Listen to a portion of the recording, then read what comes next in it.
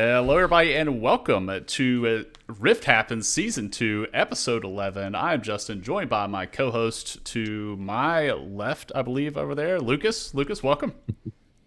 Thanks for having me. Always fun to be here. Sad I missed last week, but always fun to be back. You're good. Welcome back. And then we're also joined by a special, very, very special guest today. We have Lumen Vera joining us from Loyola University. Lumen has a wide range of esports experience. He's competed in the industry for over 20 years, has served as CEO of Crescent Esports since 2016, while gaining experience as a head coach and tournament director for various esports teams and organizations. And like I said, currently serving as the, what's your title at Loyola? It's head esports coach, but I run the whole thing. Yeah, for sure. Yeah, it's basically you're your own athletic director, basically. Don't tell mine that. I mean, it really is. You know, as we talk to high school esports directors, collegiate directors, and all that stuff, it really, that the whole head coach title in itself is kind of a misnomer at times. With all the weight and how much you're really responsible for. You really are kind of a mini athletic director. And I think we'll kind of go a little more into it, but I think the title that gets put on it, I mean, esports is new, especially in this area of the country, and so no one particularly knows what it actually is until you start doing it. And so this is the road that all of us have been on as coaches. I remember seeing a Twitter thread. This was, probably about a year ago, and someone had got on a soapbox and was talking about nobody should be, you shouldn't be giving your esports director or head coach this title or this name. Like, listen, everybody's still trying to figure this out. I think we can pump the brakes a little bit and give a little bit of grace. Yeah, the funny thing is that when we made Crescent, when we started my business, we thought like, oh, what are we going to name stuff? And we kind of like looked at all the names and looked at what everybody was doing and kind of realized the name doesn't really matter. Right. You can name it whatever you want. As just here's the job description. Like here, I'm a banana maker. That's what we do. Cool. Well, before we get into talking about Loyola, and I really wanted you to come on and really talk about your program there and kind of drum up some interest, way for you to kind of pitch that, and then we kind of pick your brain as far as collegiate esports, because we have our primary audience is high school or even middle school scholastic esports coaches. So I think it'd be great to bring on some college programs and let them talk about what they're doing and even answer some questions there. But before we do, I did want to have a little bit of fun. You mentioned in the CR Discord that you played Dota. So we're going to start off with this question. Which is the better MOBA, League of Legends or Dota? And the follow-up question is, why is it League of Legends? It's not League of Legends. Let me look at this. Let me give you two lenses here. The lens of, look, I started in Dota 1, and then moved to Dota 2, and then played Heroes of New Earth for a little while. So I ran the gambit, and then League came out. But every time I played League, I was like, it just makes me want to play Dota. And every time I'm like, wait, I can't block creeps, I can't creep deny, I can't control the flow of what I'm used to. So I'm like, it just makes me miss Dota.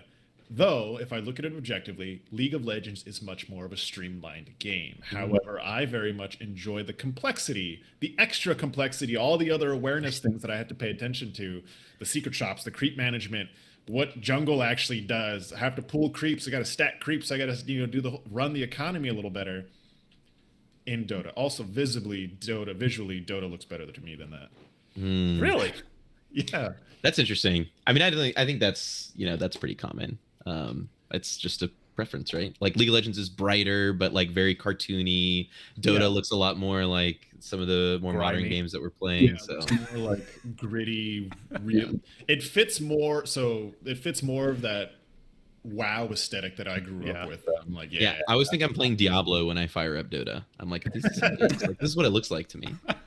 So for any of our listeners that do not know, we'll give you a little history lesson about the kind of the origins of League of Legends. The creators, originally it was a mod for Warcraft 3, Defense of the Ancients, where you have Dota. And then, if I recall correctly, the creators of the mod were hired by Riot Games in order to create League of Legends. And then what we have now, as far as Dota 2, is just basically the successor for Dota in the standalone product, as opposed to it being a Warcraft 3 mod. So League of Legends has its roots in Dota, but you mentioned some of the really cool mechanics that are there in Dota that are not present in League of Legends, like creep denial. You can attack your own minions, essentially, right, and deny that from the opponent. You can control how your opponent operates, like in the very beginning. So early game there's a lot more complexity than just like, okay, hey, all I gotta worry about is your minion wave and you. The other one is I gotta worry about that. I gotta worry about mine. I gotta worry about you and myself and my positioning. So there's a lot more awareness. I do think that being the case, that if you are good at Dota 2 or you learn more MOBAs because of so many things of information you got to take in, you can transfer those skills to elsewhere, because when you jump into a different game, you're like, oh, I don't have to pay attention as much. This is much easier. My brain can work in this area. But I think as far as the mods, I was trying to think about that. Ice Frog is the one that made the first one, and then he was also Valve hired him to put on Dota 2 since it's his since it was their game. And then I think some of the people that I'm not sure how many people worked on the original, but I want to say a lot of it might have been from other MOBAs, but yeah, they definitely pulled into Riot a lot of the creators to make League of Legends, and also just to streamline it, which they kind of did also with. I mean, it's similar to how Valorant is too, in comparison to. Well, maybe I wouldn't make that comparison. Valorant, there's a lot more complexity than CS:GO. Wait a second. There's a little. The economy's different. I would say this: the economy's very different. But yeah, that's a whole dissecting discussion of just like game mechanics and what to go down there. Another one. Go ahead, Lucas. No, you're good. I can't tell you too much about Dota, because as a longtime League of Legends player, the one time I tried to fire up Dota to play with a friend in college, I Alt F4'd and never looked back when I realized that my character did not turn around immediately when I clicked behind I was going to me. mention that, yeah. Because that was out of everything in the game, that was the most jarring to me. I was like, you're telling me I can't just click and move immediately backwards? I have to waste time rotating? This game is terrible. I'm done. Really? I've never noticed that. Yeah, maybe it's something they fix later. Now I don't even pay attention to that. Like that's just it goes behind. I remember that being one of the major core mechanical differences between playing League of Legends and Dota is League of Legends has an instant turn whenever you click the opposite way. So dodging skill shots is pretty straightforward. But with Dota, you have to calculate the fact that your whole character model has to rotate around in order for you to move in the opposite direction. So to me, it almost makes it feel slower, I guess. Well, Dota is definitely slower. For sure. It can be. Their games can last average. I think on average they last longer. But I will say, not sponsored by Valve or Dota, but there is a new player mode, which actually is much easier to explain when you go into it, because it goes quicker. You're actually playing with brand new players, and you play it, it's much easier to explain. You get a lot of core heroes that you don't need to worry about. The thing that I very much like about Dota versus League, though, I can play everybody. I don't gotta play this farming game, whatever. I get everybody there. Yeah, everything's unlocked straight from the get go. So what are their microtransactions then? So they don't have any. Okay.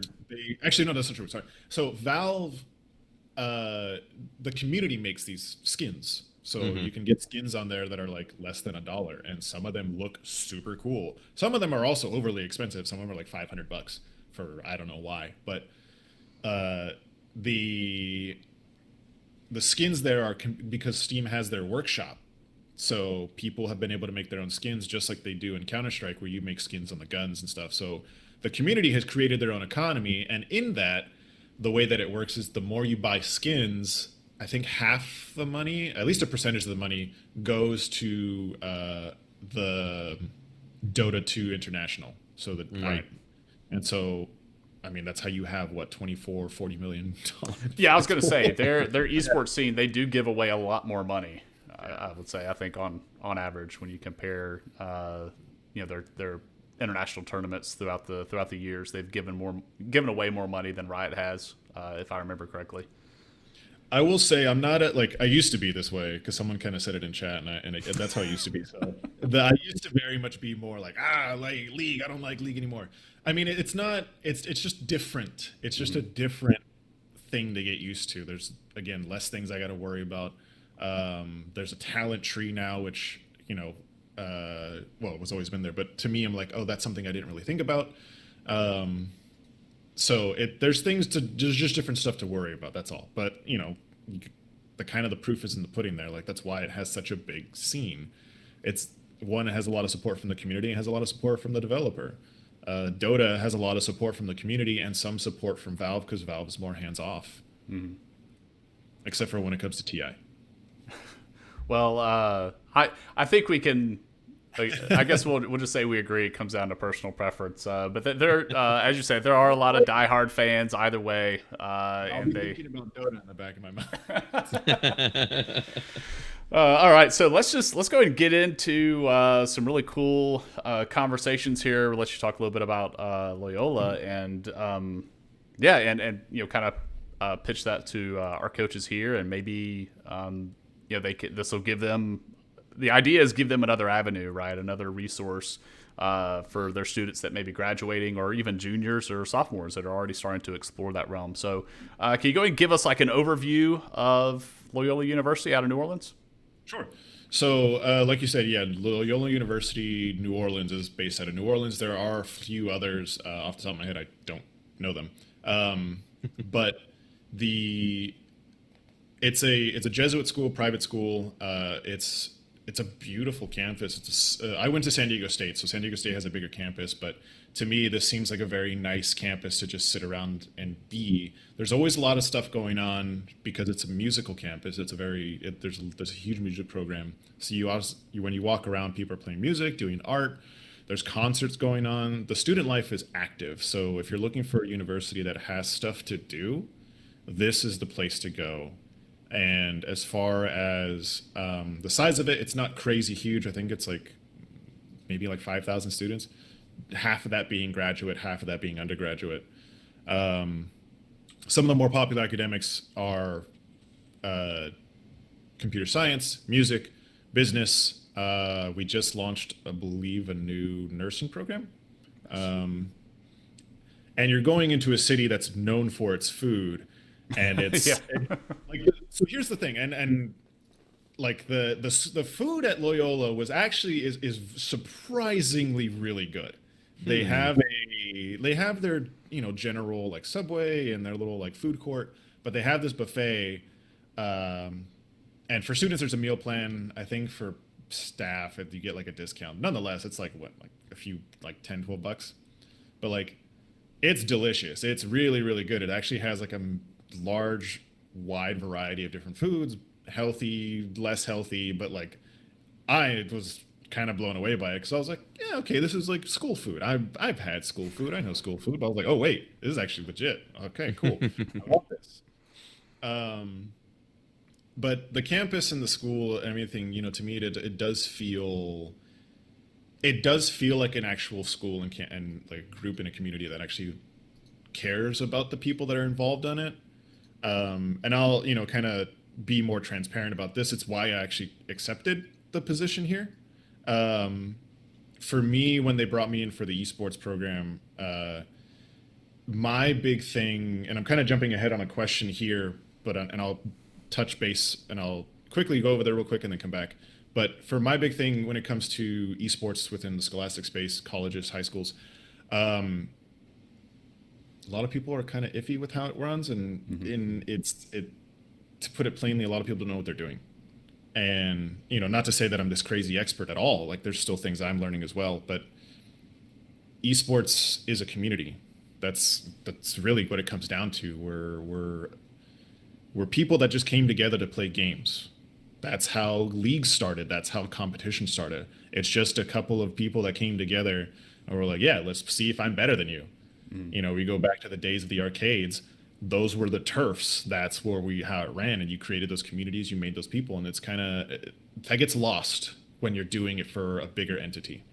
However, when I was talking to the athletic department, when I was talking to the people at Loyola, the way they spoke about their students was caring. They very much care about the students. They want them to succeed, and they put a lot to make sure that they do. The school itself has a really great student success program outside for the academic side, so that if students are having issues, they can go to a counselor, talk to them, have a roadmap worked on, and they can slowly build from there. The coaches themselves work with the teachers as well for the academics to make sure that the students are balancing their life. When I'm talking to students, I always tell them the joke of like, hey, you're going to have academics, competition, and your social life. You got to balance three things, but choose two. And so, Yeah. they that was the selling point for me of like, okay, this is a people I can actually work with that actually want to make sure their students are cohesive, the teams work together, they build off each other, and that everyone is succeeding. As far as what we offer here, the program is brand new. I started in December. They've been talking about doing it for a while, but essentially think about it as like it started when I came in. Our program is fully going to be starting in the fall. We've already ordered parts for computers. We have 20 PCs and a couple other setups. And as far as games, if there's competition, that's the game I'm going for. Right now, if I were to really narrow down what I'm highlighting for, it would probably be Overwatch, Valorant, Smash, Rocket League. Those would be like those major four. But I would definitely want to go. I definitely want CS:GO, Rainbow Six, Fortnite, Halo, Apex. The thing is, and this has been my outlook on it, is if I can, I don't want a student to come to my program, pay the tuition, and then not do anything. Mm-hmm. So if there's competition, if there's something for them to do, then that's what I'm going to have them do. Now, despite the program being new, the benefit of the whole thing is that you have my experience. I've been in this for a very long time. I started off as a competitor. I moved up from a competitor to content creation and Twitch streaming. And then I moved a little towards tournament directing because I would run small tournaments with friends. And then my friend started a business of his own. I was a tournament director for there, casted, commentated, organized everything. And then when we started Crescent Esports, I was doing everything. I had to manage people, I had to create content, I had to do social media. And I learned a lot from it. I made a lot of connections, met a lot of people, and took on a lot of different skills. And so my value is very holistic. My outlook is very holistic on things. And so because of that, I want to spread that to the students. I want to make sure that they have connections that they can make. I can introduce them to people. If they want to become a pro player, I talk to them about burnout. I talk to them about the struggles they're going to go through. I talk to them and say, hey, you can meet this pro player as well. You can meet this player who's currently undergoing this whole thing and talk to them and see what that's like. Because there's a lot that goes into esports. There's a lot to go into the pro scene that a lot of people don't see. You get this story, especially you get a lot of that nitty gritty gets skipped over for the story. Mm-hmm.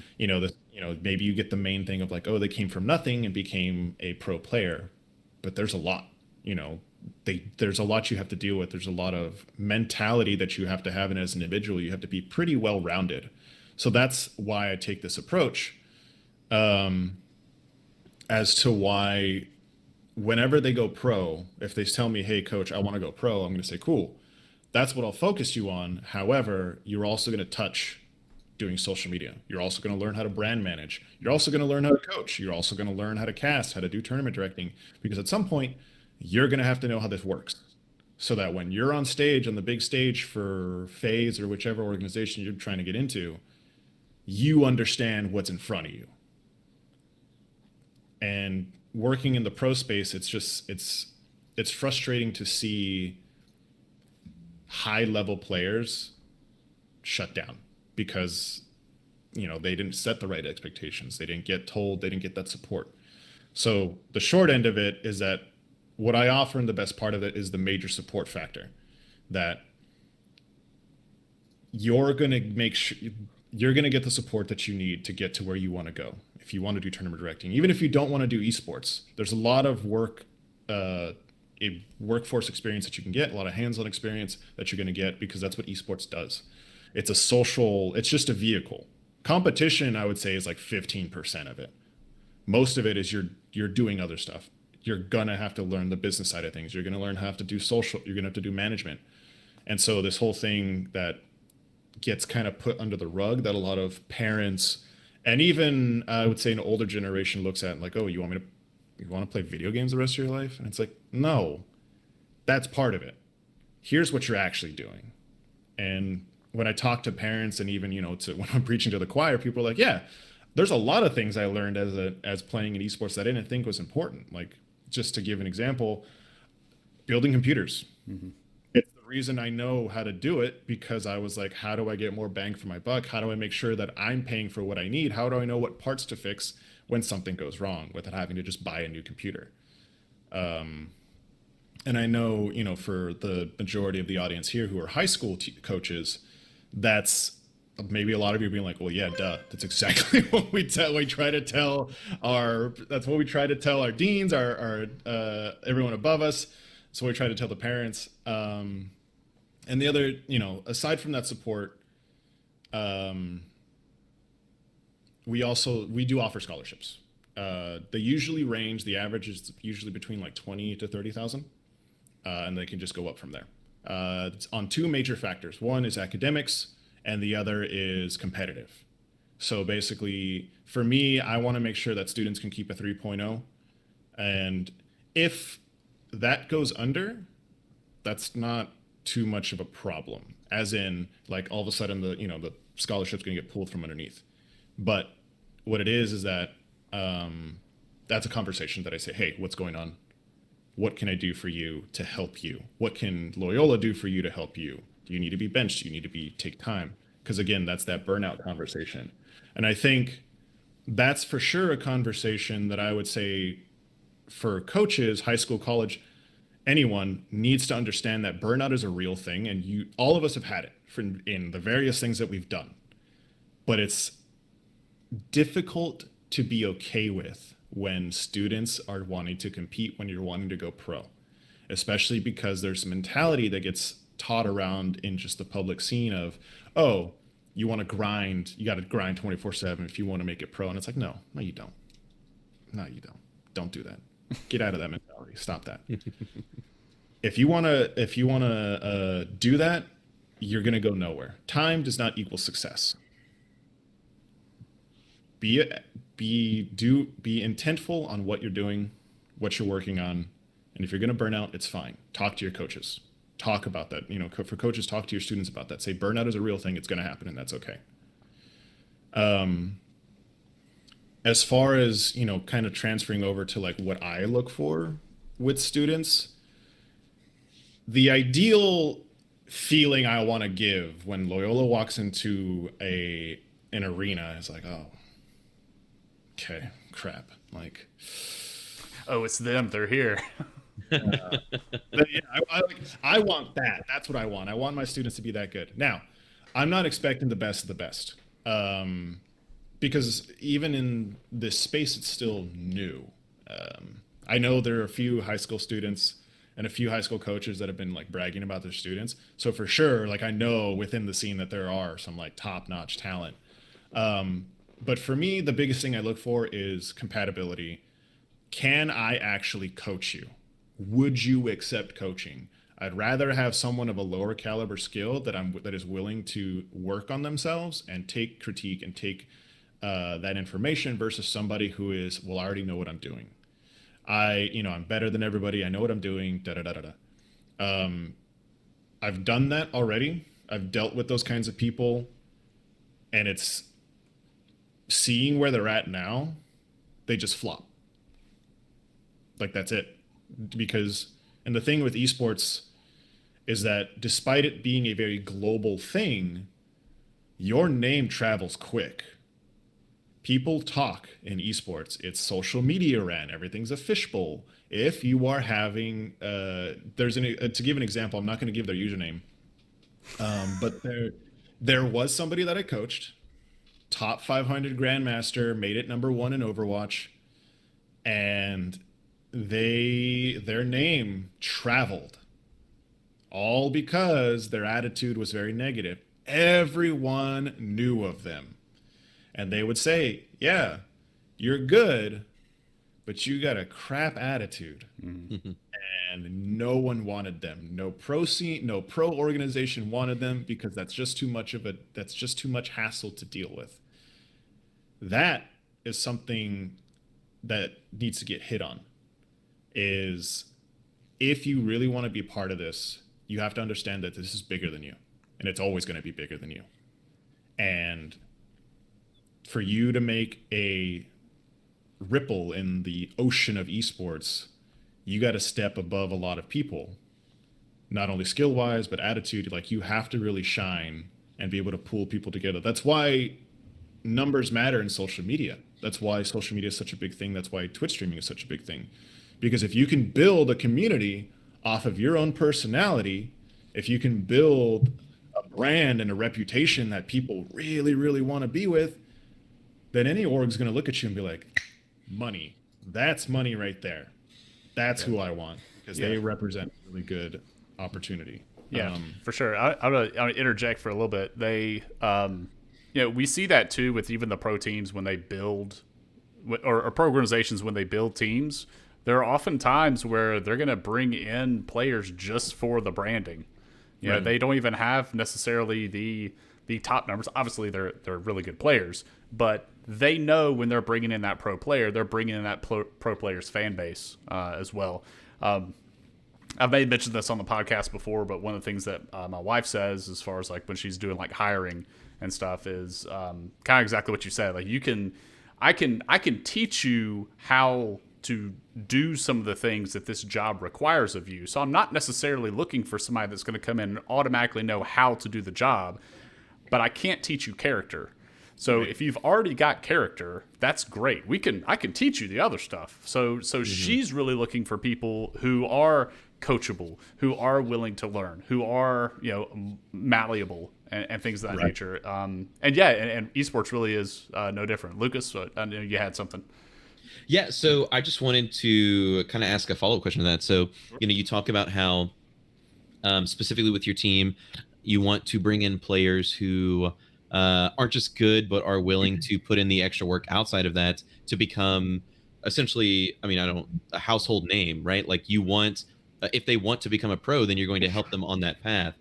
So I know, talking to some of these other, some of the college esports directors that I know, that is something that they have had to think a lot about, right? How are they going to broach the kind of the very volatile nature of college esports? If you have a kid come in as a freshman and they pop off their fall semester, and now they're getting offers to go to different pro teams, how are you going to deal with that? Or what is your plan for that? So I'm lucky in that, because I've been in that. That's the short answer to that is, like, you got to learn how to be a lawyer at that point. And because, and that's being in that, going into that. If I ever get into this situation, which I'm sure I will, that one of my players is going to be scouted. That's a conversation with them of like, what do you actually want to do? Do you really want to do this? You realize the expectation is going to be different. Because for me, with my team, I'm going to try to set a similar expectation to what is in the pro scene, because that's the whole point of college. We're just trying to build you up for the real world. So with that being the case, it is looking at like, hey, okay, so X organization gave you this contract. What does it actually say? What are you doing? What are you playing for? What hours are you putting in? Do you want to finish school? Do you just want to jump into this? And then you slightly got to also think ahead of, okay, how long is this contract? Is it a year? Cool. What happens in a year? Are you going to stick around? We don't know what's going to happen. So short answer: learn to be a lawyer. There's a lot of questions you got to ask.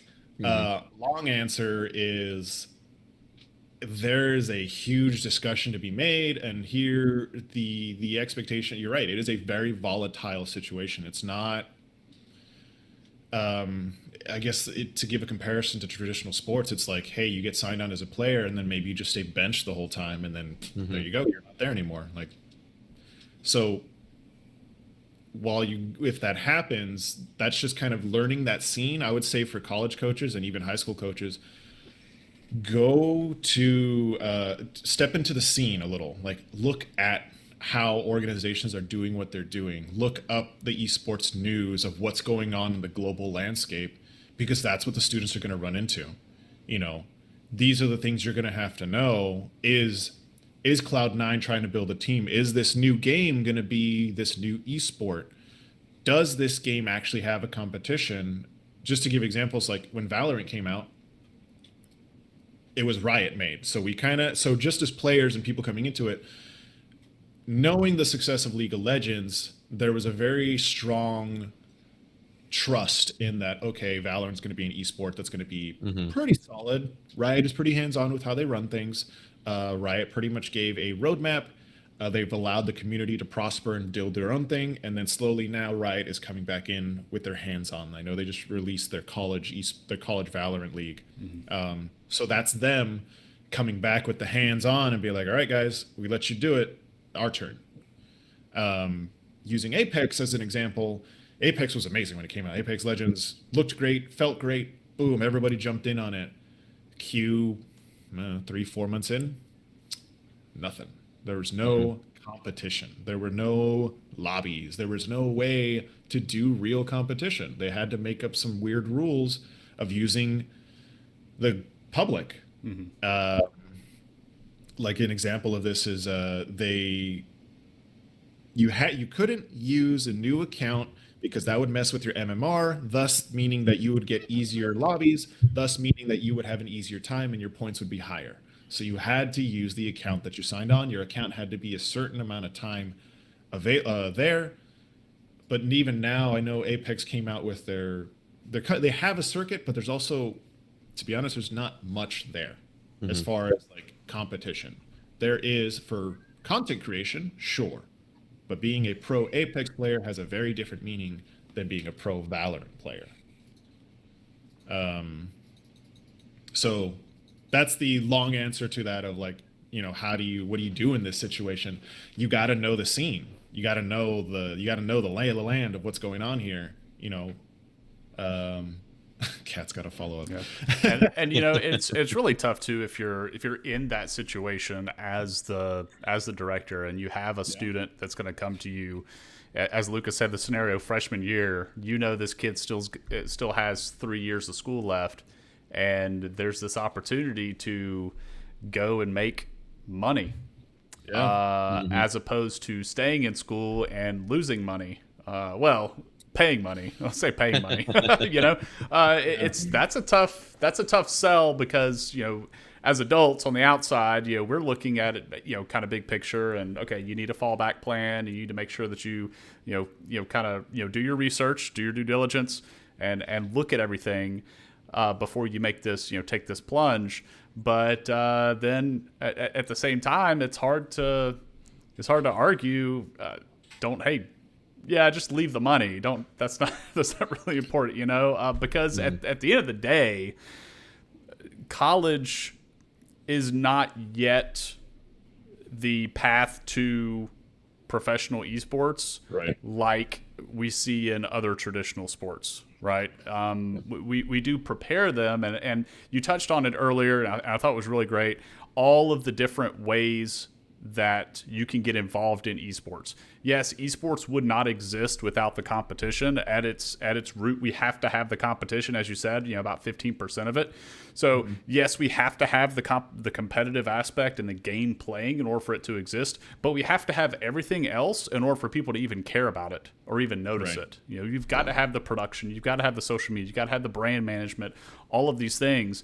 And it's when we're in these collegiate programs or bringing students into the collegiate programs, it And that way, it is kind of a path to pro. It's not necessarily you have to come play for me in order to get looks from major organizations. It's you're going to come here and you're going to get those skills to be successful within that industry. And with the way esports is now, I would love to see some data on how many people are actually in esports full time versus how many people are in esports like freelance or part time.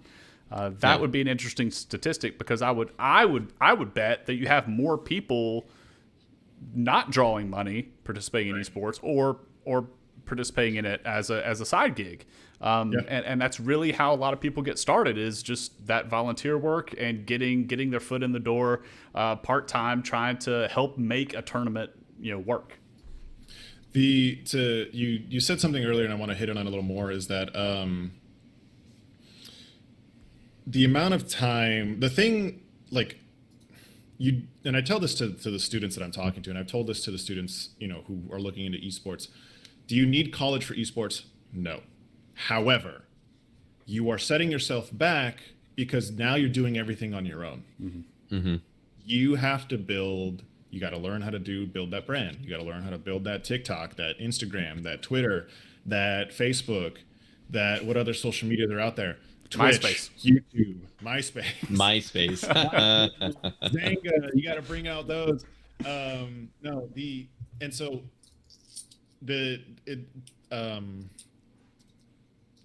A lot of people coming into esports, like players coming into this, don't realize that.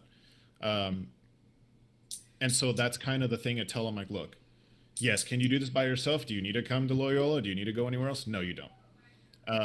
However, you are really setting yourself up for failure by not taking the chance to go to an institution that is a place for the next 4 years for you to make a network, for you to make those connections, for you to make those business relationships. And I'm speaking from experience. I don't remember a lot of things that I learned from SDSU, but I sure can tell you where the best napping spots are. Like, looking back in hindsight, I'm looking at myself and be like, great, I have a degree. My degree is in anthropology with a specification in archaeology. Nowhere near where am I at now because of that. Like, the paper got me a few jobs, but that's it. Nonetheless, like, looking back, I'm like, oh crap. There were people that I knew that went to SDSU that I've met now that I'm like, oh man, like they went around the same time I did. Imagine if I networked them then and built these relationships and stuff like that. And it didn't dawn on me. That's the beauty of what the university and colleges do. Yes, you have these educators that are there specifically for you to build your skill set. College is a skill set. You build a skill set. And if you're going there for esports or you're going there for sports, even more so. With esports, it is about connections. It is about how you know someone, who you know, and building stuff up with other individuals. It's all about collaboration. Again, esports is a community. That's what it is. And if you take part in that community, and I don't mean just like, oh, I give money to esports, thus I'm part of this community. No, you got to be like the mom and pop shop type of situation where you're part of it. You come to the games, you take part, the students, the players, the teachers, stuff like that. Because even for high schoolers, I talk to them all the time. Whenever I'm talking to them, when I go visit them, I'm like, look, I can teach you everything I can teach you. But if you don't, and the other side is, if you don't take this initiative to make those connections, keep those connections, grow your own little community, you're not going to go anywhere. You can say, oh, you want to go pro all you want. You can grind as much as you want. You're not going to get anywhere if that's all you're doing. That is why you need to be well-rounded and take a holistic approach of things. Why you need to have several. Your hats have to be of many. Right. You have to dip your toe in everything. You got to have several hats going on into this. Yeah, for sure. And I think you just kind of answered what my next question was going to be. Advice for high school players who are looking to participate in esports at the collegiate level. You've got to be not only, I would say, not necessarily be knowledgeable in those things, but at least be willing to at the same time too. Because you may have a kid that has only played, all he's been is a competitor, but when he's coming into a collegiate program, I know trying to run a collegiate program with a staff of one, being myself, you lean on other people, and all of these high school coaches, that it's the same thing. A lot of them are staffs of one, and so they are running literally everything. So if you ever get a student come in that's willing to do casting, willing to do stream production, managing the social media, build out the graphics that they get put out on social media for promotion, that's really, really huge. I was going to say, to add on to that, I think I don't, so, I'm comparing, there's only a few coaches that I've met. Pretty much everyone that I've met seems a little in the similar vein of like how hands-on they are. But to kind of hit this point and to add on to what you said, you do need those students that are like, hey, can I do this? Can I just do social media? Can I run this thing? Like I want to be down. Let them do it. Just let them do it. I understand that there's this fear of like, you got to represent the brand and do it right. Cool. Set those expectations for them. Give them those guidelines. Give them that little sandbox to play in. But let them build the sandcastles. Let them do what they want to do in there. And that's going to give them, like, nurture those kids for everything. Nurture them. Just to give an example, there are two students that I've ran into. And these are what I'd consider my spectrums. One, I was talking to this one student. They weren't sure whether they want to do education or they want to focus on esports. They're a good player. And then I was like, well, why are you saying yes, one or the other? Why don't you do both? And if you want to go here, then you can still do both. You just got to be able to hear all these discords that I sent. And I was like, do this, this, and this, check this out, boom, boom, boom. And then immediately they were like, oh. And I was like, sorry, like I didn't mean to overwhelm you. This is the life. This is if you really want to do this, these are all the communities that are established. This is what you want to get into. Go there. Other side. This one particular student, I didn't say anything to him. I just said, hey, like, we've met. Do you know anybody else that might be interested in it? They sent me 20 people. And then they also are started just kind of bringing all the students that are within the Discord that I have. They just started bringing them together and being like, hey, I'm trying to build this kind of team. Are you interested? Like, they just started doing it. That to me that's the spectrum. Like, that's somebody who's going to go far because they just have that natural drive in them. And if you find students like that, coaches, nurture them entirely. Give them the world. To the ones that are more easily overwhelmed, I guess would probably be the best way to put it. Give them patience. Break it down for them because they're looking at esports as a whole. Let them see it in increments. Say, hey, start with this. That's all I need you to do. Start here. Go in this Discord. Send a message. Baby steps. For the others, give them the world. For sure. I have a listener question for you, and then I know Lucas he's got quite the banger of a question, so I'm gonna let him say his. Okay. I really like it. I think it's great. But we do have a listener question from Mr. Hernandez Teaches. I'm a little disappointed that he didn't troll us this week with his questions. Last week, I'm not. Last week he trolled me when we were interviewing Gavin Lee from Group, and he gave me like 4 questions, but they were numbered all weird and all sorts of stuff. A few of the questions weren't even relevant at all, and I censored some of it. Like I actually just excluded them. So I guess he's given up. Maybe I broke him. So he's only giving serious questions now. But he is asking, what are the best ways to be noticed by college recruiters? 3-pronged question: are highlight clips still effective? And third, I know we talked about this. How do you like the play versus integration for college scouting? That last one, I'll hold off on that last one for a hot second. So the best way, okay.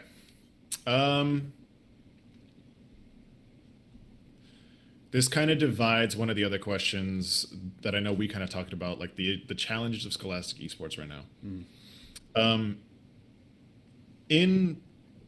So the first answer, how to get noticed, the way that you would get noticed by a college recruiter is very similar to the way you get noticed by organization, by a professional organization, minus that professional organizations don't care about your grades.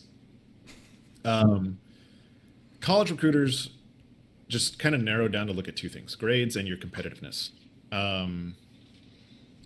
And so if you have good grades, grades that match what the school's looking for, boom, you're in. Competitive wise, that's going to come down to the coach, kind of what team they're building in an overall general sense. Prove that you're adaptable, prove that you're versatile. So highlight clips are fine for like a quick, hey, here's a highlight of stuff that I do. But to be honest, with every student that sent me them, I'm like, I don't need your highlights. I need to see a full game of how you actually play. I want to see you fail. I want to see what it looks like when you get like destroyed. Do you tilt easily? What do you do when you tilt? Do you support your teammates? Like, how do you are you a are you someone who knows conflict resolution just kind of naturally? And so what I do is I'll play with these students a little bit for like a few hours, a couple of times, to kind of get a feel for how they play, see what I would think from a teammate perspective. Do I trust this player? Like, do I feel like they're holding their own weight? What would I want more from them? And then have a discussion with them afterwards. So short answer to all that, to kind of organize it, it's the grades to get better, better grades, more college is going to accept you. Be versatile within your game, or be really good at one specific thing. If you are a tank main, then be a really, really good tank main and show that you can be versatile in that range. Can you be a passive tank? Can you be an aggressive tank? Can you off tank? How well are you in that mode? Can you lead? Like, how do you operate? Can you communicate? All these different things.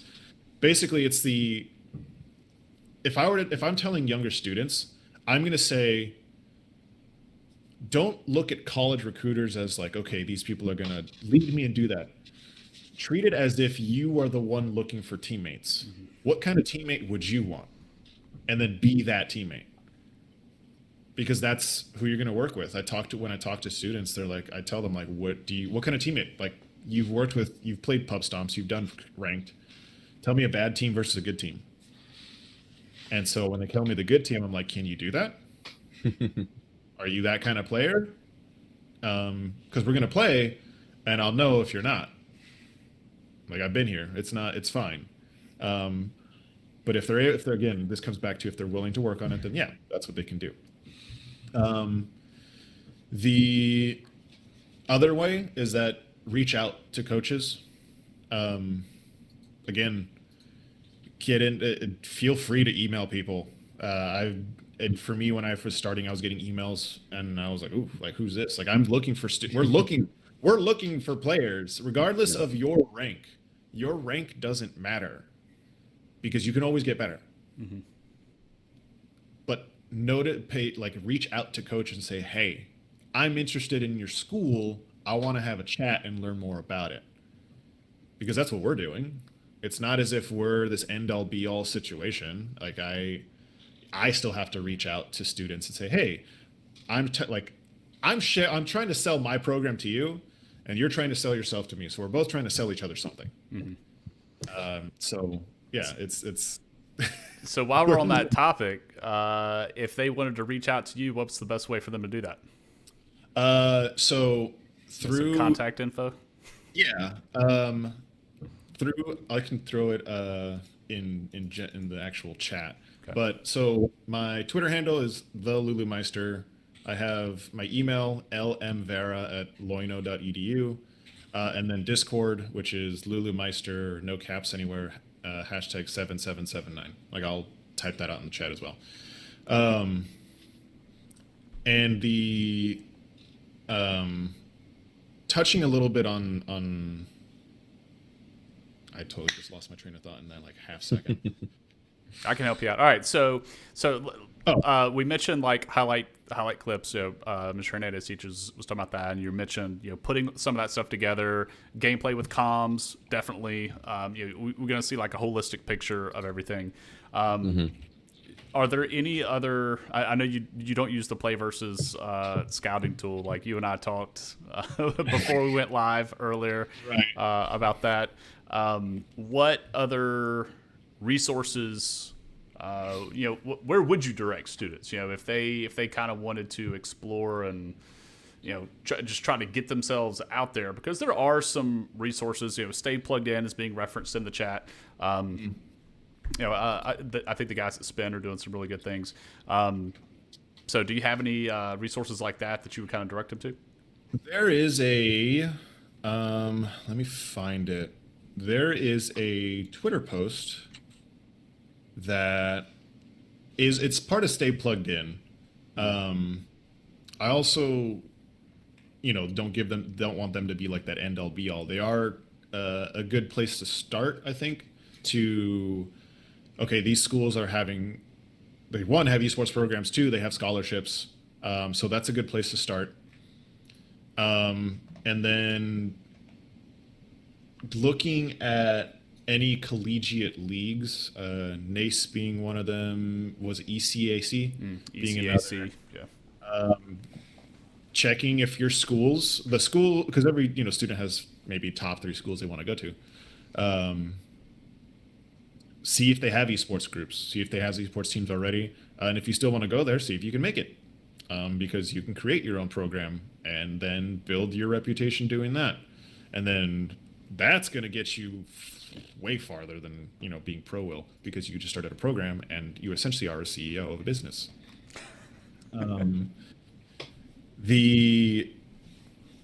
As far as like the other kind of downside to this, there's also a lot.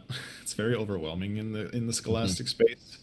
And to slightly hit on the Play versus stuff without going too hard on it. Like, we don't use it. It's not something I use, and it's not something I plan on using. It's not. I'm not a fan of it, to be honest. Just the way that it runs. I'm not a fan of the gatekeeping that it's done. Because again, my philosophy is esports is a community, will always be a community. It needs to be a community. You can have a product, you can have a game, but if you don't have the community behind it, it's a dead game. It's a dead product. That's just how business is. If you don't have what the people want, then why use are you? Which kind of, which kind of hits back to the problem I feel like is the biggest challenge in scholastic esports, is that because esports is new. Well, okay, let me rephrase that. Because esports being in mainstream is new. A lot of people want to get into it. It's money. It's, it's what it gets into, and that's fine. However, you got to go back to the basics of what you're building is that community. And just like as a teacher, the resources you reach out to for your teaching, for your discipline, for what you're doing, if it's not good enough, like, you got to provide to make sure that it's worth it for the community that you're building. And the problem is that in scholastic esports, and kind of esports in general, but more scholastic because there's a lot more red tape to work with. Everyone's trying to do a very simple thing, which is, I just want to play games and prove other people that I'm good. That's all I want. I just want tournaments and be able to rank myself. Just 2 main things. However, everybody keeps trying to make this, reinvent the wheel, doing like adding all these different things. And it's like, I don't need any of that. I just want to be able to compete with the people I want to compete with and be able to set up tournaments very easily and put my name out there. That's what it's for. And everyone's doing their own thing and saying that their way is the way. And that's the problem. It's not. It's never going to be. That's not how esports works. That's how it will never work. There's not one way to do this. It's kind of the beauty, and it's kind of the double-edged sword, I would say. And that's why it's versatile, sometimes a little too versatile. Yeah, the collegiate scene, I remember, it was the Wild West. We didn't have issues in the collegiate scene with exclusivity like the high school scene does. That's a hot topic right now Yeah. that we're not going to dive into. But you mentioned esports and its relative newness. I would say, it's definitely in mainstream and compared to like traditional athletics, football, volleyball, softball. They've kind of they seem to have everything figured out. Esports is running into, now that it's as mainstream as it is, it's finding some unique problems, and that was something that Lucas wanted to ask about and get your thoughts on. So Lucas, I'm gonna let you take this one away. Yeah, of course. So esports is so interesting to me, especially as we start getting to this, because, and this kind of ties into my earlier question too, when I was asking you about what do you do when you have kids who want to transition to pro play after only being with you for a little while. The NCAA has really clear guidelines on this for traditional sports, right? For baseball, you can declare when you graduate, but other than that, you have to wait until you're 21. And so you either play for your college until you're ready to declare, or until you are allowed to declare, or you stop playing. Like, that's really your only options here. And so esports doesn't really have that going for us yet. So that's a good thing and a bad thing in some cases. I don't know if I want that to change, because you can't own, like, developers own the game. You can't own esports. Yeah. I don't think anyone owns baseball. I don't think that's how that works, but Yeah. So similarly, they also have rules around who is allowed to compete. Like, when are you ineligible to compete? And so I know a hot topic that I've seen often, especially in the Call of Duty scene. But the most high profile example is probably with League of Legends. How do you feel about colleges allowing or even going out and potentially recruiting former pro players who are potentially no longer traditional college students, are definitely not amateurs, but are maybe stepping down from that scene and coming down to the collegiate scene? oof. I told you it was a banger. So, while you think about it, if you want to, for viewers who may not be aware, if you watch League of Legends, Niles is a great example of this. He played for Maryville for I don't know how long. I think it was maybe only a year. Then was picked up through Proving Grounds on a contract through Golden Guardians. Transitioned to play for Golden Guardians for a split. Didn't go particularly well. And then after hovering around in Academy for a little while, he went back and is now playing at Maryville again. So I guess this depends on intent here, because I could see the downside being, yeah, this college went out of its way to go hire to bring in this pro, and completely muddies the competitive, what's the word, the competitiveness of the collegiate scene, because now you have this pro that basically just dominates everything. So it's no longer a competition. It's just, the worst case is like it's just almost abuse at that point. And it's bullying. However, if a person wants to come back to college, like, and there's an esports club, yeah, let them do it. I don't see, there's no problem with that. And it becomes an issue. It becomes an issue if collegiate recruiters are the ones specifically going to them and being like, okay, hey, I want you specifically to be part of my team, thus making me the best team in the scene. But if that wasn't the case, and somebody like, if Niles came to Loyola and be like, hey, like, I want to go back to college and I really like your school. I also saw that you have an esports group. Can I join that? And I'd be like, yeah. What's your GPA?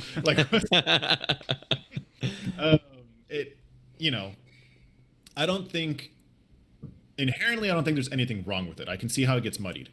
But if a pro player wants to go back to college, then let him go back to college. I think the other side of that too is that, one, it just in a way says, all right, you have this, large fish in the ocean. Everyone has to get better now. Your standards are higher, which honestly I think should kind of be the case to begin with. Hmm. There shouldn't be a reason as to why like if I compare pro play to collegiate play, completely different levels. There's no reason why collegiate play shouldn't be at that same level.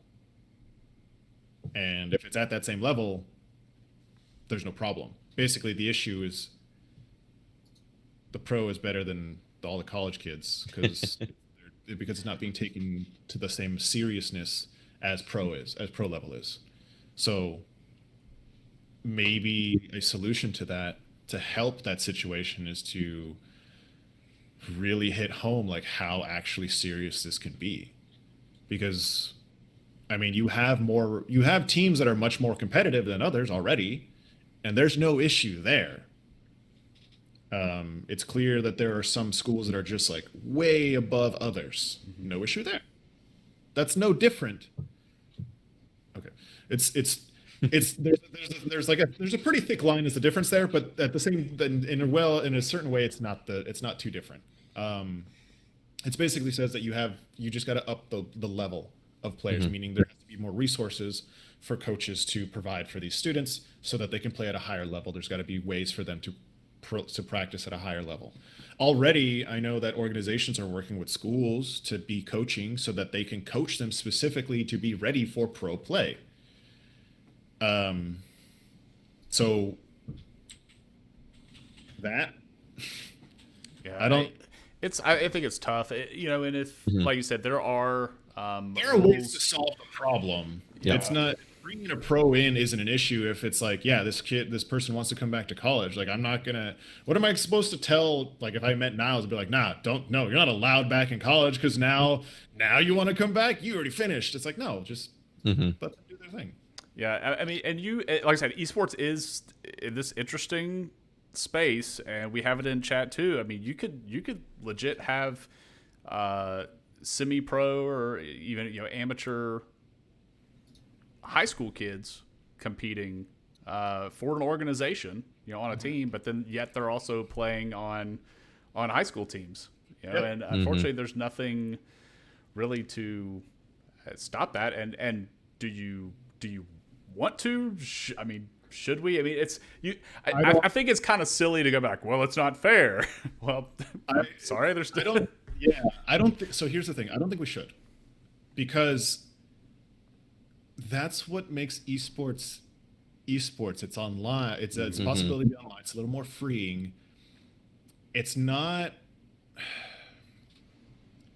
I don't think it would be wise to, at least in that way, to start putting red tape. Um, because then we have the situation with using kind of like the likeness of students in sports, kind of what's going on with the NCAA. Um, then we have that issue. Like again, there really isn't any. If a pro player is still in high school, what's the high school gonna do? Get out? Like legally, they still have to go to school. And I guess you Hmm. can argue, well, they're not an adult, so maybe what the pro league can do is like, all right, well, wait till you're 18. Cool, done. Like that solves that issue.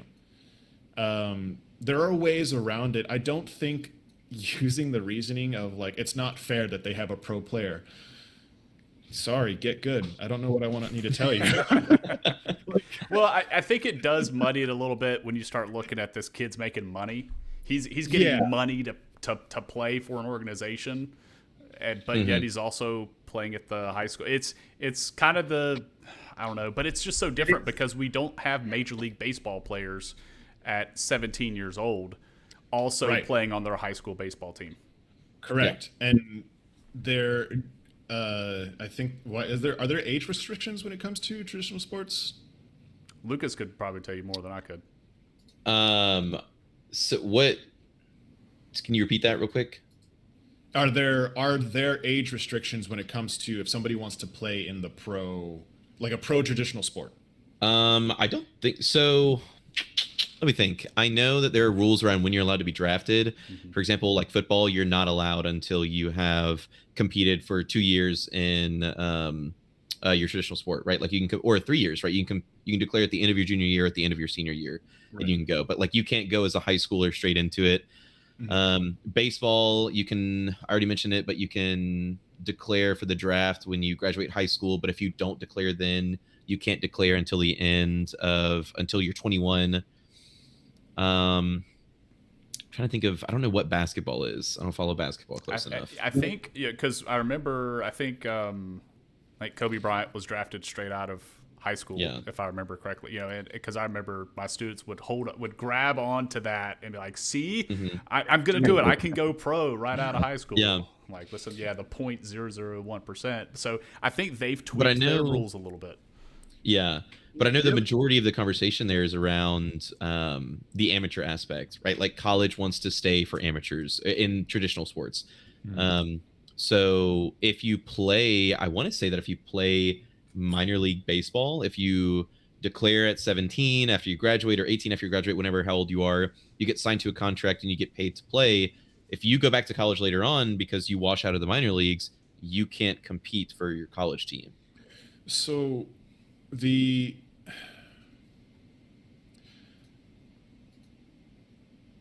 essentially what traditional sports, I guess, to solve the solution in a way, kind of like we made a minor league and a major league. You have different leagues that they can play in. And so what you could do is, that's why teams have academy teams. They have, they don't have the pro teams. They have people that are more amateur. But yeah, if you take away the aspect of like, this is competitiveness, literally all you're doing is you're saying, hey, you're in high school, you can't start getting a job. Like that's what it is. If it's the money that's an issue, then I'm going to just rephrase the question. Cool. Okay. Then can they work at a Walmart? Is that okay with you? Like, can they make money? Is that your problem? And if that's the problem, then we're just kind of opening a different can of worms here, and we're just kind of having a whole different conversation. But if the problem that somebody's having is like, oh, it ruins the competitive integrity, it's like, no, it doesn't. This kid just got real good and is in high school, just so happens to be in high school and got drafted because he's real, or they're really good. Like, I don't know what to tell you. It's basically like saying, I know there's a teacher in here that has SSL level Rocket League players. Right. What am I supposed to tell her? Sorry, because you have SSL, no, you can't compete with our golds over here because you're too good. Like, it doesn't make sense.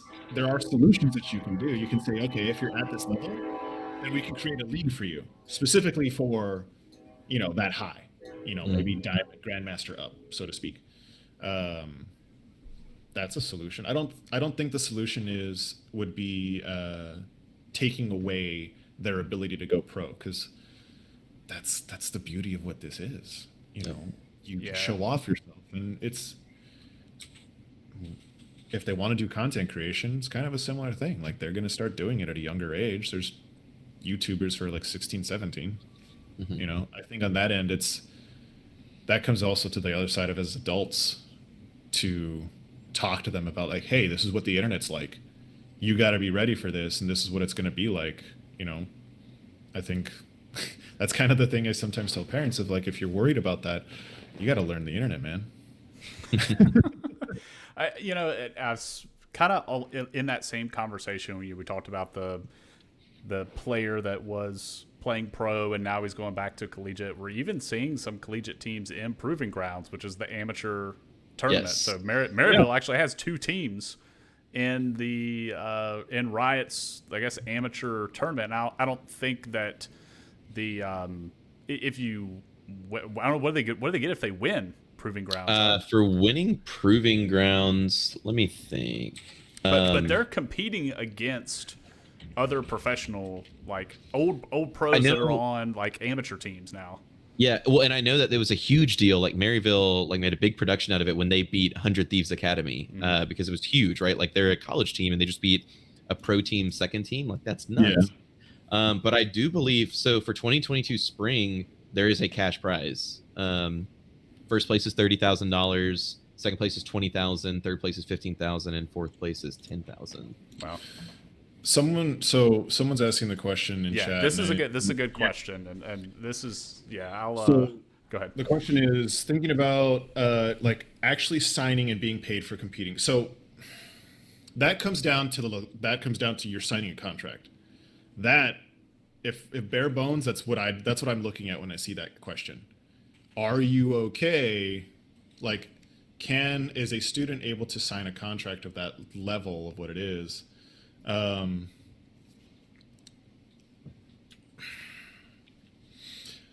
The question is, does that contract affect their day-to-day school life?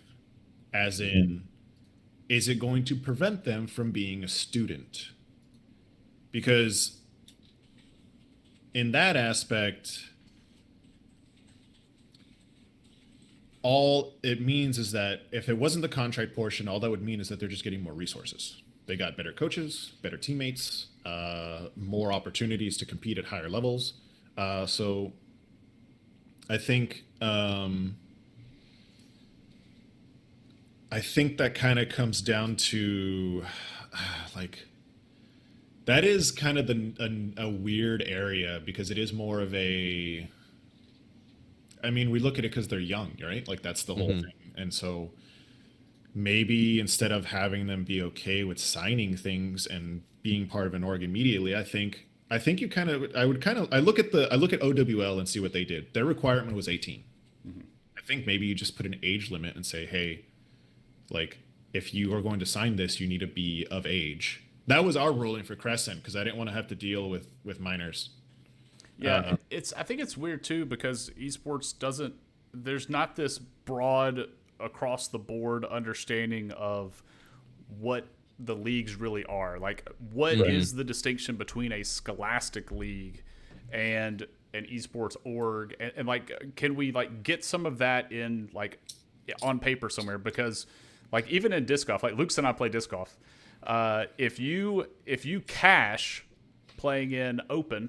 If you step up to play pro and you cash and you make money, you cannot step back down and play in a lower division. You can't do it. So even in disc golf is still, not as, which is less, I would argue, I would say is probably less mainstream than esports. Even it has those rules. And so I think it is an avenue worth exploring. So if you do have this kid that's in high school because orgs will sign it with General Sniper. He's with 100 Thieves, I believe he is. Yes. And he was like 14 or something like that when they originally tried, or Cloud9 tried to sign him or something like that. And then they signed him too young. And then they came in and said, no, sorry, you can't do that. So they had to release him after they already put out the promotional graphics that they signed the kid. And then 100 Thieves Academy or whoever picked him up. So it's interesting because we don't have that yet.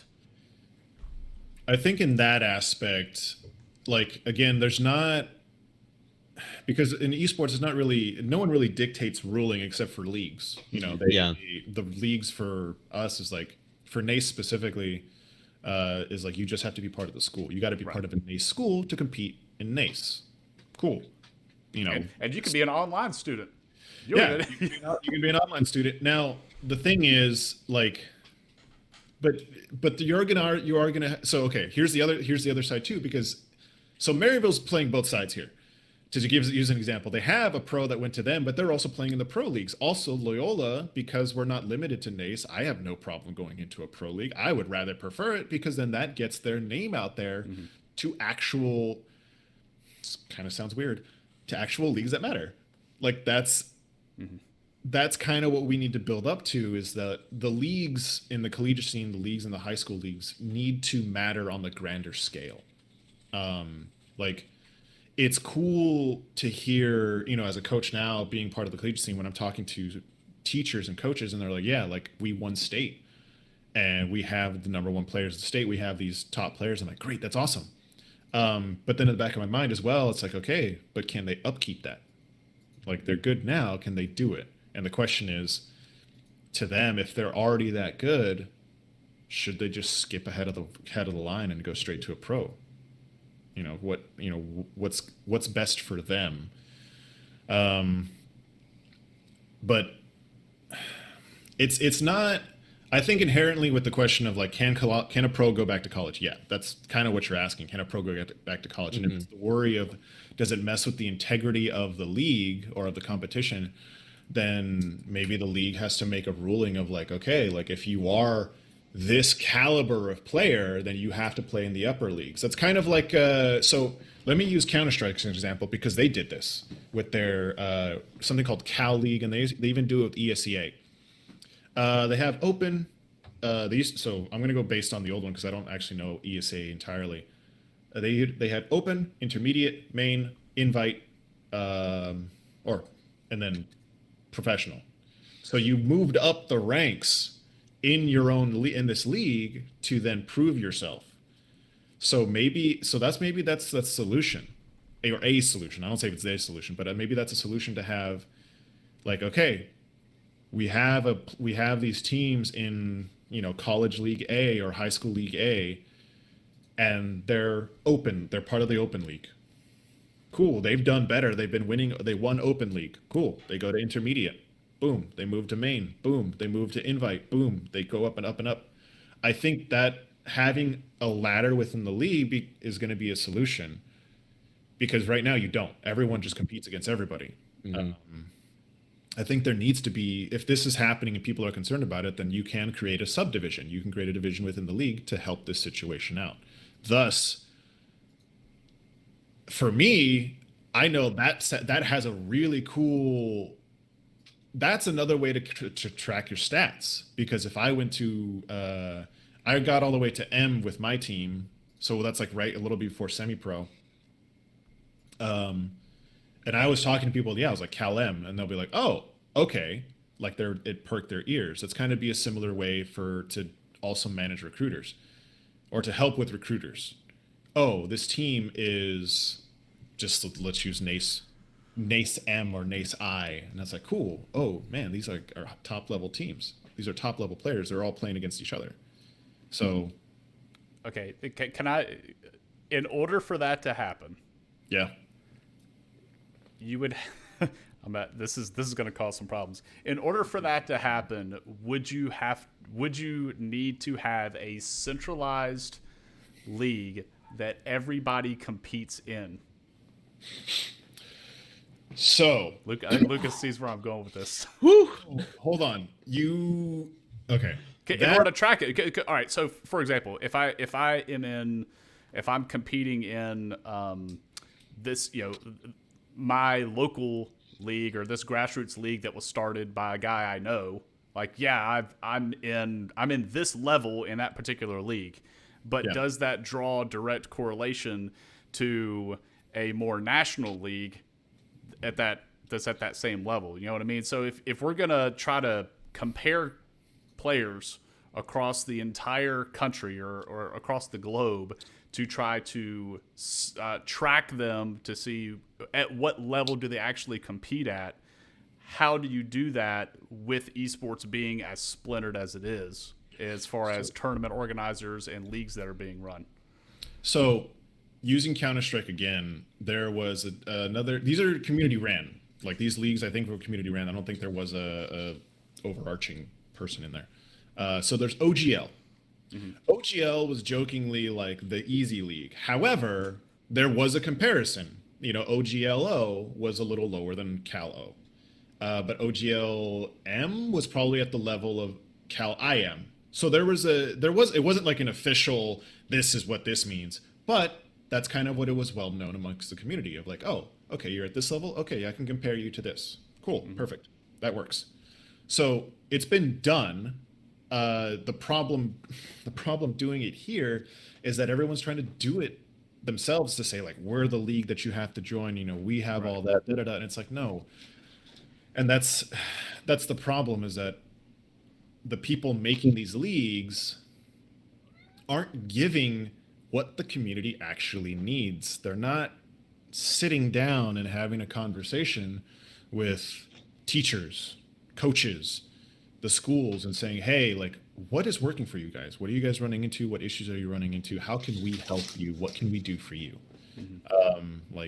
And just bringing that all together. Because would you want to have a centralized league? You can. Most likely there's going to at some point be a league that's just going to be recognized as the league. you know, with traditional sports, you kind of have that with what, NAIA versus NCAA. Like you have the it works. Like there's other leagues, but nobody really talks about them. Well, that's slowly happening with just kind of naturally as different leagues and tournament organizations and organizers kind of come into their own as the popular leagues. I mean, League of Legends has forced theirs with CLOL, right? Like other groups run theirs, but I mean, CLOL is the best, and also Riot runs it, so it's like, it's the one you'd want. But a better example of that would be, I keep bringing up Call of Duty, even though I have zero experience playing or competing in Call of Duty. But CCL is like the big college esports platform, not because they have exclusivity, but because they're the best. So if you go and you look at the college COD events on, or anything like this on the COD esports fandom, their like list of tournaments or anything like that. Like when you look up college COD and you look up all these teams that are competing in college COD with their really good teams, it's all, you know, the CCL league, just because they're the good ones. There's no exclusivity. Right. It's just they're recognized as the best league right now. So yeah, well, the crazy thing with that too is the publishers do not support that competitive scene hardly at all. Right. And when we competed in Call of Duty, it was the most difficult experience of doing any other esport. I had to reach out to some friends of mine, be like, listen, I need some help with this, because there are so many gentlemen's agreements in Call of Duty where the publisher doesn't patch the game enough and tweak like damage values that the community comes together and handshakes on nobody's going to run this particular setup. You can't run this gun. You can't run this kill streak. you can't do any of that stuff. And if your program does it like willingly, then you get the community blackballs you, and you know that you don't get scrims. You know all that kind of, you get smeared on social media. All that kind of stuff. So it's that's an interesting example of, you know, the community taking it and running it. You have this external organization that's going to pick up the helm and run with it, but the publisher's like, yeah, we're kind of hands off. We don't care what you do with it because we're just going to release more content for you to buy. Right.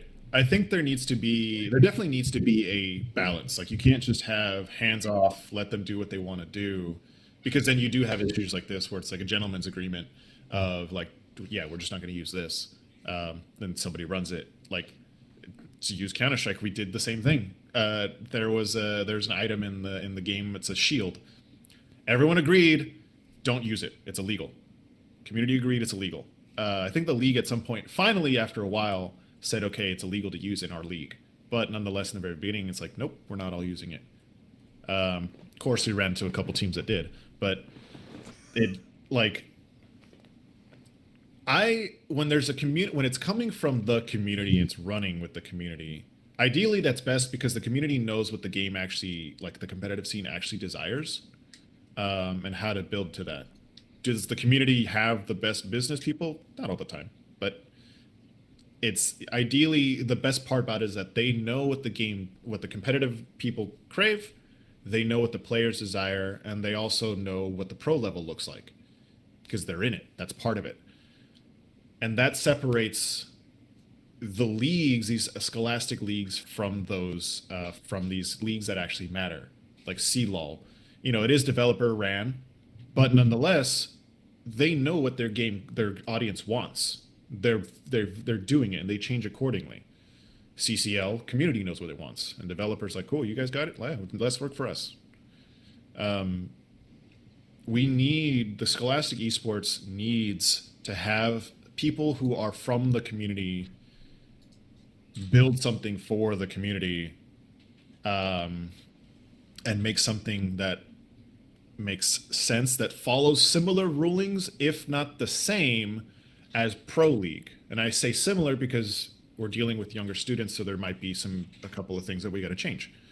And so that's kind of what worked in my eyes. Like, this is me coming in from it firsthand experience from the player side of things. You know, growing up, there wasn't esports in any of the schools that I was in, but nonetheless, I was still doing the same thing, that I was going to high school, but I was also winning money on the side. Like, my situation is no different than what it is now, except now esports has more of a lens on it. Um, but the league that we ran in worked best. It was agreed upon as the league that we all liked, and that needs to happen here. It's going to at some point. People are just going to agree. Yeah, we'll just kind of follow this, but the issue is control. It's all these places are being like, we need to control this. We gotta think of the children. Yeah.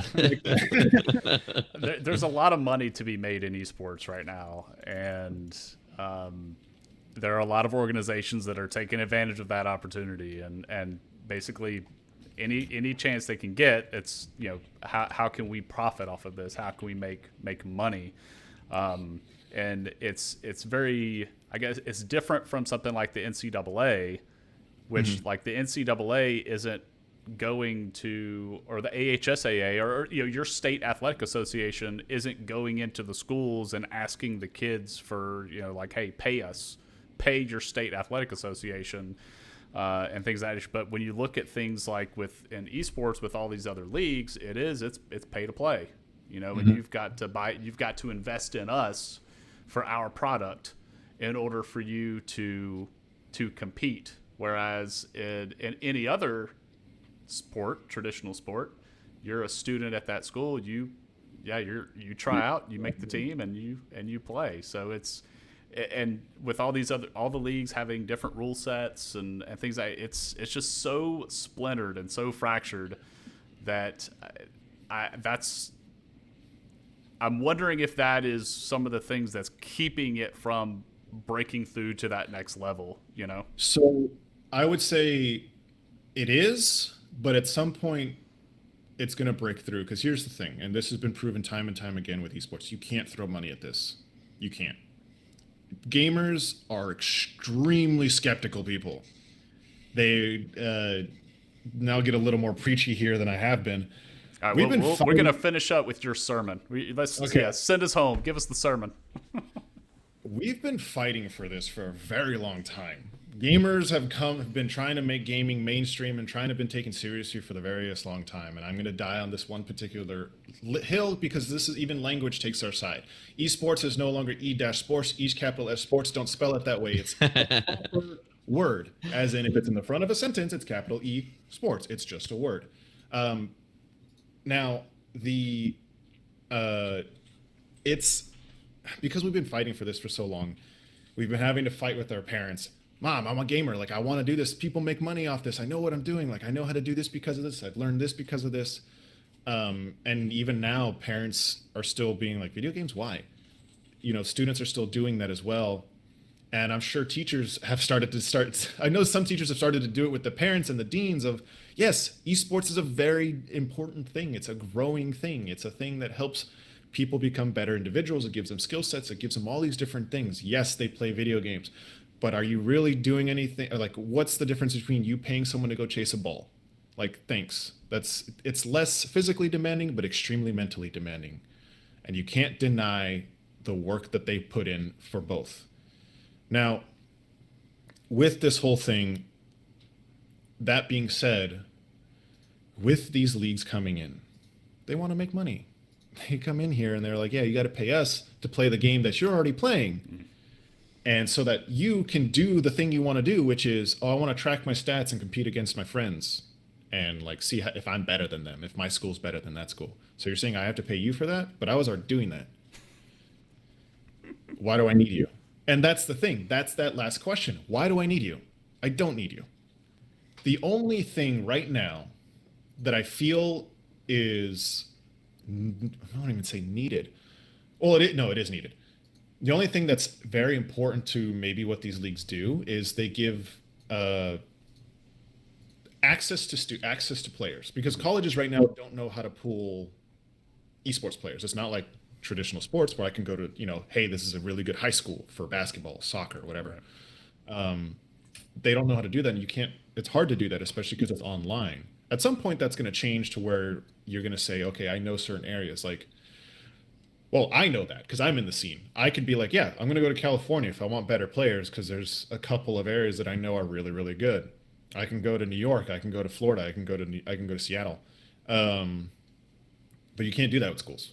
and it's harder to recruit that way. So you need something that brings them all together. Hence, these leagues coming together and being like, yes, we have this data for you. You can pull this so that you can recruit these students and pull these into your classrooms. But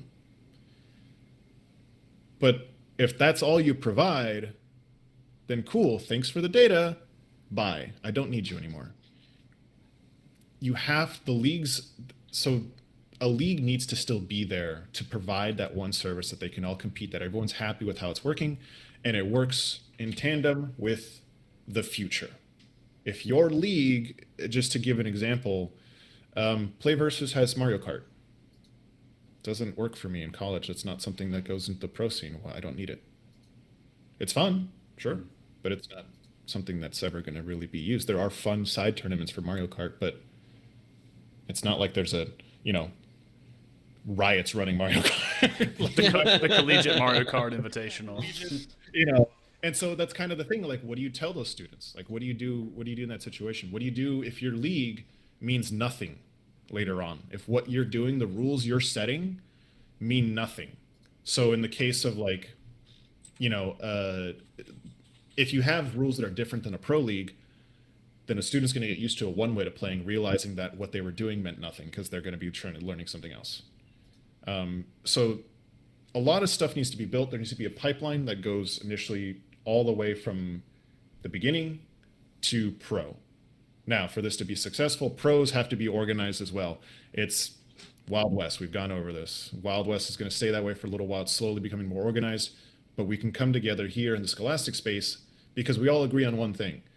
We want these students to succeed. We already have a pipeline when it goes from K through 12 to higher education. We know how that works education-wise. We know how that works with traditional sports. Yes, esports is different, but it also follows a similar pipeline. If we can all agree and come together on similar ideas of what we want these students to have, ask the right questions, find the right results we want them to go, and ask, do they need this later on? Mathematicians get asked this all the time. Do I need math? Am I going to need this? Same thing. Am I going to need this in high school? Am I going to need this in pro league if I'm doing this? And if not, then we got to change it elsewhere. All right. Amen. Amen. Lucas, you got any final thoughts there before we go? No, I just wanted to say thank you to Lumen for joining us. This was an absolute blast and a very fun way to kick off our college director guest. Yeah, thanks for letting me preach and on the podium for a hot minute. That's right. If we've got any coaches out there or any players that are interested in contacting Lumen and asking a little bit more about his program over there at Loyola University, check him out Twitter at the Lulumeister. You can email him at lmvera@loyno.edu. That's LOYNO.edu. Or hit him up on Discord at Lulumeister. Lulumeister. Hashtag is it? I call it. For me, it's pound. Language changes. You got to just adapt the new. Lulumeister pound 7779. It's just gonna be pound for me. But that is gonna do it for us. Rift Happens Season 2, Episode 11. Lucas, thank you so much for being here. Lumen, thank you so much for being our special guest. We will catch you all next time. Thank you, guys.